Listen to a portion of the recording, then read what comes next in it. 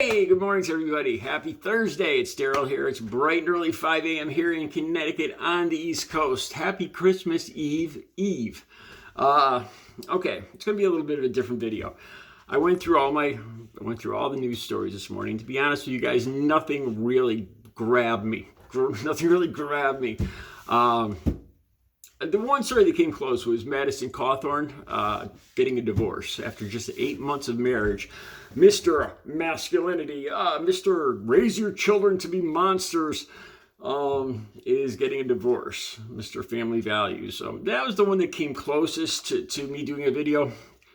And I started my workout. Every day I find myself just stopping in the middle of the day. I hear a song, I see something, I smell something, and I just say out loud, Audrey, I miss you so much. Every day I do this. I thought I'd make a video, and this video isn't just about my Audrey and how I'm really struggling right now. I've always been a happy, easy. These last 15 years have been the best years of my life, and I'm happy. I'm a happy guy. I'm happy in general. But I'm having a hard time. I'm struggling right now. And I want to talk about that. And it's not just that. It's Audrey not getting vaccinated. Because I've been in kind of denial. Like, I didn't want to talk about it. I didn't want to... I want to blame myself, really, is what I've been doing. I'm blaming myself instead of... I just refused to acknowledge that Audrey refused to get the vaccine herself. I didn't want to talk about it. I didn't want to put blame on her. I guess it's kind of when somebody passes away, you don't want to look at things they might have done wrong, or I don't want to say they're faults or whatever, but so I refuse to talk about that. I'll talk about it with everybody else about how these people are ruining the country, or they're causing this whole fourth wave, and I'm the crime and all this other stuff. But when it comes to Audrey, that's off limits. And I want to talk about that a little bit today. All right. Let me give you a little bit of background here, why I feel so much guilt and regret here. Like I said, it goes back. We were childhood sweethearts going back to third and fourth grade. We found each other. I'll try to do this speed this up. We started living together back in 2016, 2017. She took me down to meet her parents, or I knew her parents, but to stay with her parents in Daytona Beach. I was so naive and so in denial at the time. I guess I've always been like kind of juvenile and afraid of marriage, even at 55 years old. And I was kind of being vetted to be in the family. Meeting her father and her mother, some of the greatest people, even though, they're not of the same political beliefs as me. Some of the greatest people, really. They were, they know about this YouTube channel and everything I talk about, and yet they had the biggest hearts in welcoming me into their family, into their home. But anyway, and later, about 6 months after that, Audrey kind of drew the line that she wanted to get married.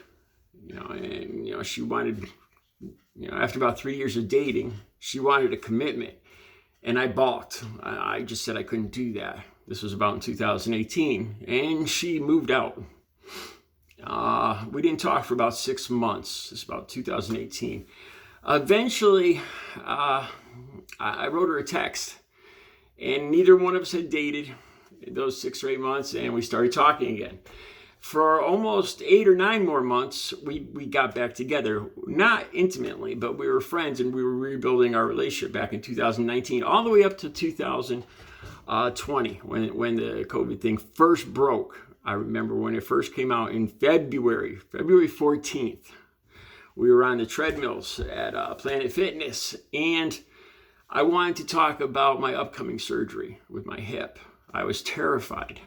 When I Googled what they were going to do to me, and I needed somebody to talk to, and Audrey refused to talk to me about it. It was my own fault and all this other stuff. And in my head, I started thinking, look, if I get cancer or anything else down the road, for sickness and for health and all that stuff, in sickness and health and all that stuff. And I just walked out of the gym, and I didn't talk to her again, pretty much for 18 months. I can't tell you how guilty, she reached out to me right before, at the end of this 18 months, this was June of this year, 2021. She reached out to me right before she was going to move to Florida. She's under the pretext that she wanted to give me a few pictures that she had, that she thought I might want before she moved to Florida.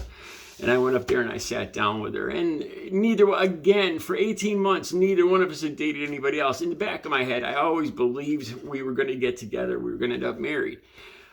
In my head, even at 55 years old, I seemed to think that I had all the time in the world.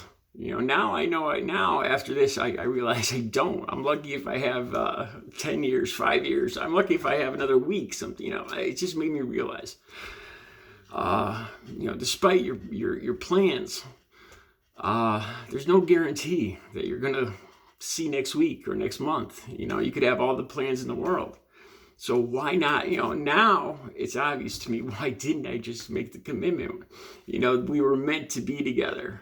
And, all going all the way back to childhood sweethearts. And this is what's eating at me right now, is I went almost 17 or 18 months thinking about her every day, telling myself I could get along without her.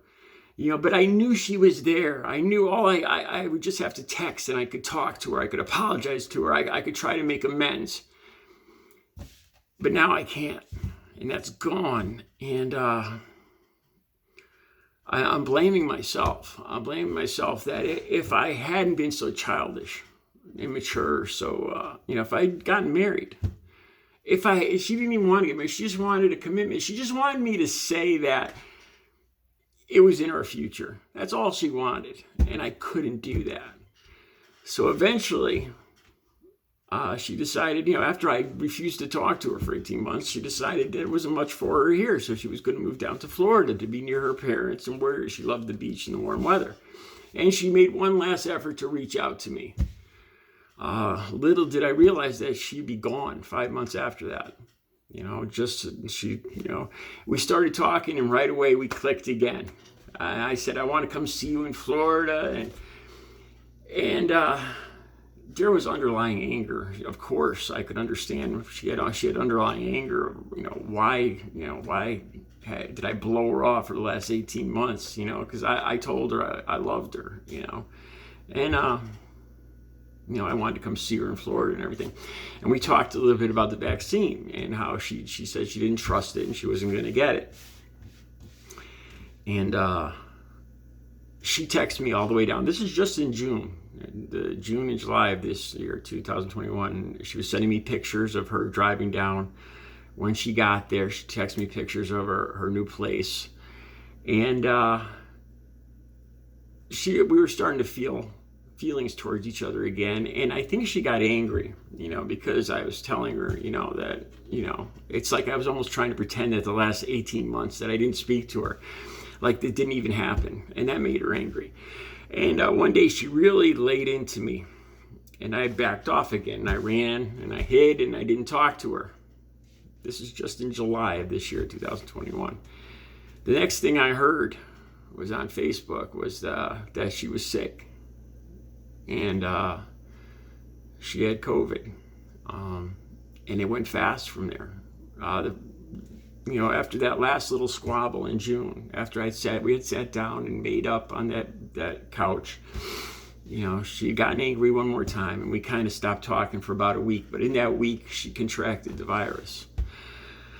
And, before I knew it, I didn't have another chance to even talk to her.